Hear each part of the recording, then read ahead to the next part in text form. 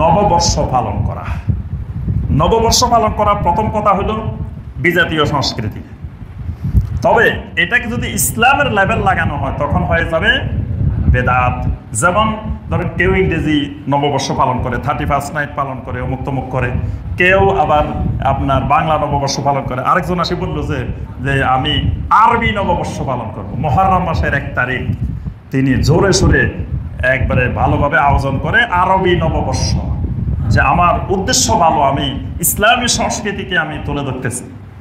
এই নিয়তে যদি আরবি নববর্ষ পালন করাও শুরু করে তখন হয়ে যাবে এটা বেদাত। কারণ এই নববর্ষ নবী সাল্লাল্লাহু আলাইহি ওয়াসাল্লামের যুগে, সাহাবায়ে কেরামের যুগে, তাবেঈনদের যুগে, তাবেঈনদের যুগে এই পয়লা মুহররম ছিল। তারা কখনো এটাকে নববর্ষ হিসাবে উদযাপন করেন নাই।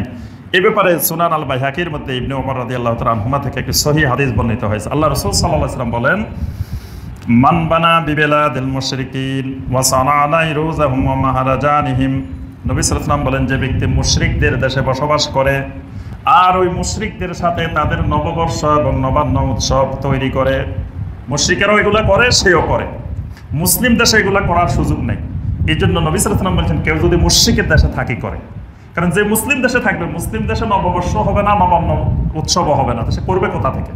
এই জন্য নবী সাল্লাল্লাহু আলাইহি ওয়াসাল্লাম বলছেন, কেউ যদি মুশরিকের দেশে অবস্থান করার কারণে ওই মুশরিকদের সাথে সে নববর্ষের উৎসব পালন করে, তারপরে সে নবান্ন উৎসব পালন করে, ওয়া তাশাব্বাহা বিহিম, এই জাতীয় যত উৎসব আছে মুশরিকদের সেগুলো পালন করে, হাত্তা ইয়ামুতা ওয়া হুয়া কাযালিক, মৃত্যু পর্যন্ত সেইটা থেকে তওবা করে নাই, এভাবেই চলতেছে।